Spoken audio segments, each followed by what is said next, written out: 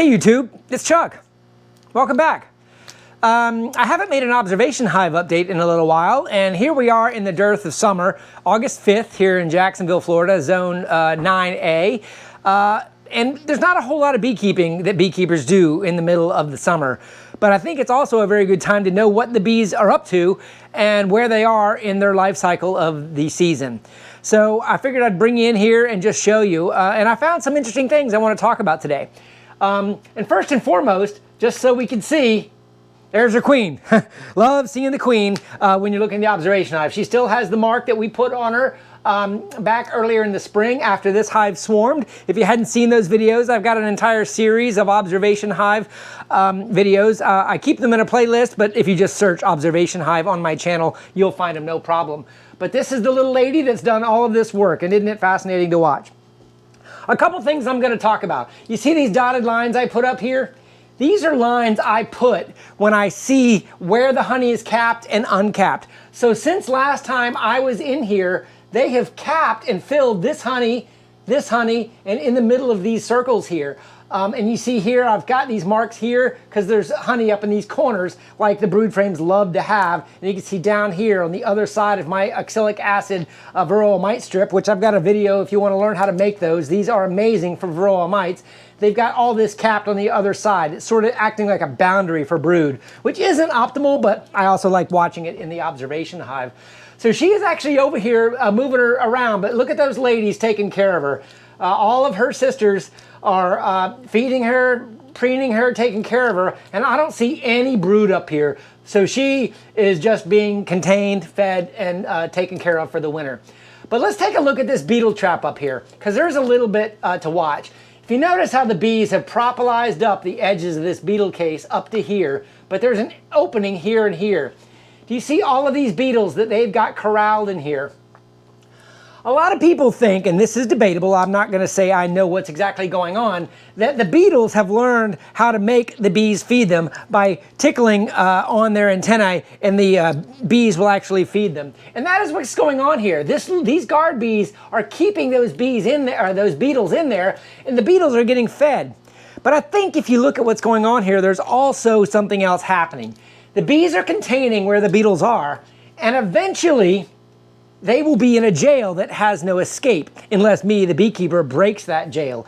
And I say that because if you come look at how they've propolised up some of these areas around the frames, look at this one over here. There are dead beetles right here that are no longer being fed that are inside that propolis jail.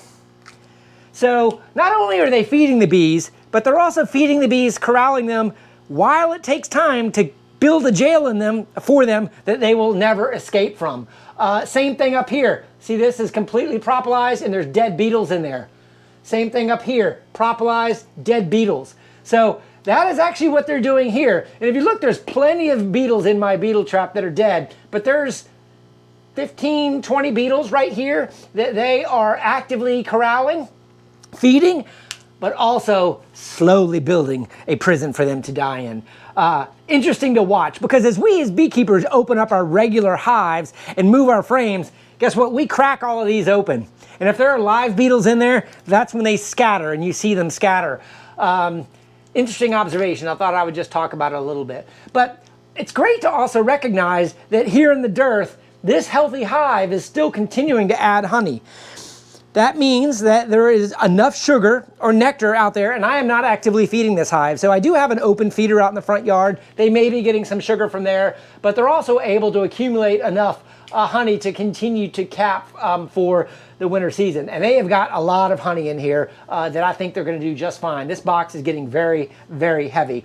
Okay, so that's kind of what's going on this side. You can definitely see there's a little bit of brood in here. Not a whole lot. It's a little bit spotty. They've been hatching out. Some honey kind of on the back side. It's interesting to see how they do form the honeycomb.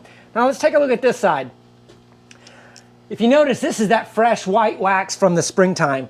This has been up there since early in the spring, and this is the primary nectar flow. But here's my dotted line from a few weeks ago, and look how they've continued to fill it in with a much, much darker honey than up here. And the wax cappings aren't quite as built out. You can obviously tell. So while I'm here, what I'm going to do is I'm going to draw a dotted line around this, and that'll be my indication for next time. Sorry, I just kind of keep my motion lights on so you guys can see a little bit better. But here again is some more propolis formation to see how they're corralling these bees. And they're doing the same thing up here to a lesser extent, fewer beetles up here, but they're trapping those. But still, there's dozens of beetles inside of my trap. Here in the South, it's important to have some sort of beetle management strategy. I did want to show you this right here. So this is an oxalic acid strip that has been in there several months. And this is how the bees treat them. So some people ask me, hey Chuck, with your strips or these cardboard strips, how long do you leave them in there? I say I leave them in there until the bees remove them. There is no time limit on this. It's a natural organic oxalic acid that it does not harm the bees. There's no exposure that has been documented that is worth worrying about. So I just let them chew them out. And next time I open this hive up, I will just kind of clean up this remnant cardboard and then replace it with a new one. But this is what it looks like inside the hive, and see how they're just slowly chewing it? And honestly, this chewing action continues to get oxalic acid put onto the bees' bodies, and they spread it around the hive. Again, a couple of hive beetles here that are just hiding behind this strip away from where the bees are. Not very many, and I don't see any sort of infestation problem. Obviously, any beetles in a hive to me are a concern, but as long as we're actively trapping them, I see them in my traps, I don't feel like any additional management is necessary. A little bit more brood over here. I don't see a lot of drone brood, which is another thing to observe. You know, are they making drones? I'm sure there's some over here probably. I just can't see them very well. But here's another observation. I've made this before. This frame is not centered perfectly into this hive, and there's about a finger's width in here instead of the normal 3/8" bee space. And notice how they built this burr comb here for the honey on this side too. There's too much space in here, and they've gone ahead and built this honey on the back side of it. This is the downside of not having the correct bee space in a hive, is they do build some funky, wonky comb around it. I do think that there's a whole lot you can learn from a beehive watching them mid-year, but my major takeaways, just to kind of wrap this up, is the hive is healthy. I do have active beetle management going on, and they are going in my traps. There are beetles in here, so there are beetles in my other hives too. Just need to manage them and keep an eye on them. If you're not treating for Varroa mites, you need to be doing something or measuring to know where you are. I use active management with my extended release oxalic acid strips, a separate video on how to make those, to not go into that here. They have plenty of stores. In other words, I'm not worried about putting a feeder on this because they've got all of this capped honey to get them through the dearth and to get them all the way through winter, honestly. This is plenty of honey because there's another nectar flow coming here in Jacksonville in the fall when the yellow flowers, such as the goldenrod and the golden rain tree, start blooming. But there we go, you know, and the queen, look, they hadn't let her move. So she's not roaming around laying eggs. And that's always great to see the queen in your hive. So that's my observation hive. Hopefully you enjoyed this update. It's August 5th in Jacksonville, Florida, 2023. I put out a few other videos in the last few weeks about using hive management techniques with scales and stuff about measuring the flow. Check those out if you're interested. It's all hyperlocal information about the South, Southeast, and especially Zone 9A. Leave a comment below. Let me know if you like this kind of content. Have a great day, and we'll talk to you next time.